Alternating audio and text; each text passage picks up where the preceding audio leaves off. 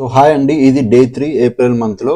ఈ రోజు మార్కెట్ మీరు చూస్తే ఓపెన్ అవడమే huge gap up, almost 780 points దగ్గర గ్యాప్ అప్ ఓపెన్ అయింది. నెక్స్ట్ ఈ రోజు అసలు ఇంట్రాడే లో నేను ట్రేడ్ చేయొద్దని కూడా చెప్పాను టీమ్ కి. ఎందుకంటే మార్కెట్ ఇంత గ్యాప్ అప్ ఓపెన్ అయ్యాక ప్రాపర్ గా ట్రావెల్ చేస్తుందో వాలటైల్ కూడా ఎక్కువ అవుతుంది. సో ప్రీమియమ్స్ కూడా చాలా ఫాస్ట్ గా ఎలా పెరుగుతాయి అంతే ఫాస్ట్ డికే కూడా అవుతాయి. ఈ రోజు నేను ట్రేడ్ తీసుకోలేదు, కానీ నిన్న మనం తీసుకున్న ట్రేడ్ ఏమైందో కూడా చూపిస్తా. ఈ రోజు మార్నింగ్ వచ్చాం, good morning. Okay, first BTC put side అంటే మార్కెట్ పడుతుందని బీటీసీ తీసుకున్నాం.